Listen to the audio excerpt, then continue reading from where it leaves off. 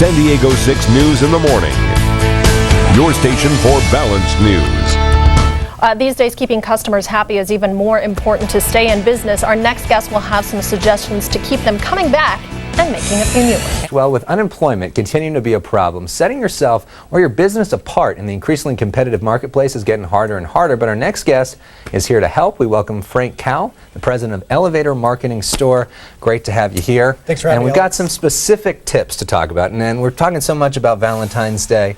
It's the first thing is show your customers some love. Absolutely. You know, with Valentine's Day, if you haven't already planned your promotions, well, it's kind of too late. Right. But it's never too late to think about the rest of the year. So what you want to do when you show your customers the love, so to speak, is you want to stay in communication with them on a regular basis. But when you do, make sure you make an offer to them that isn't weak. You know, don't just send out the typical 5 or 10% discount or promotion. In conjunction with that, maybe hold an event, and when they show up to the event, give them an additional discount, give them access to new products and services first before other people. So give points for loyalty. Absolutely. Excellent. And another thing, speaking of loyalty, is being a good listener to find out what those customers really want. Ask your customers on a regular basis, what are we doing well? What are we not doing well? That kind of candid feedback is worth gold.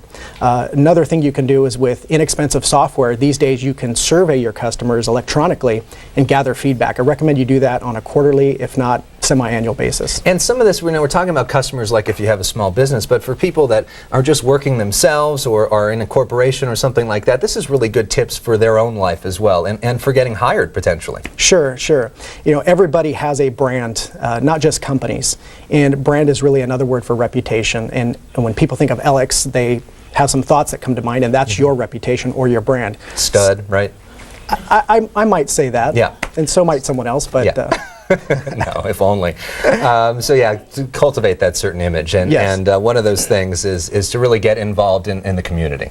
Yes, you know, if all you're ever about is just making a buck, you know, it's not going to seem too genuine. So find ways to connect with communities and organizations and charities, and hopefully you can pick an organization that closely aligns with what you're passionate about. So if you own a pet store, for example, find ways to sponsor a pet shelter program.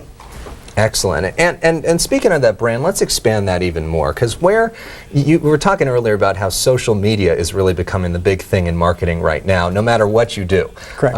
What are your tips for people that, because a lot of people get scared with that concept and don't know what to do? Well, my biggest advice is just try it, jump in, and make a mistake. Especially with social media, it's such a candid form of conversation with your prospective clients and your customers. It's okay to make a mistake.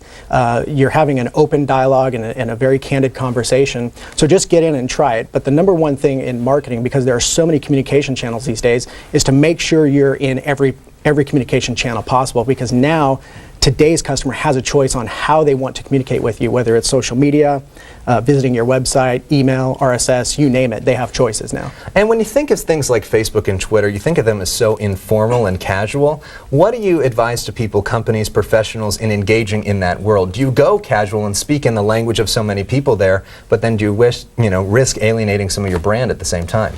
If you decide to speak casually, which I recommend, just be yourself and be honest, because it creates what we call an authentic brand. If you decide to do that, make sure the person responsible for doing that is someone who is going to represent your company well. But first and foremost, have a strategy. A lot of people will start a Facebook fan page or a Twitter account or a blog because that's what they think they should be doing in today's marketing world, not knowing what they're going to say. Mm-hmm. So start with a strategy in mind and figure out what you're going to communicate and what's going to be of value to people who are following you. Excellent. And they can contact you for help in executing that brand as well. And thank you very much for your tips this morning. Thanks for having me, Alex. Stuff. Love the specifics. For more information, you can go to san diego6.com, click on Hot Topics after the show, and you can get linked up with his company as well.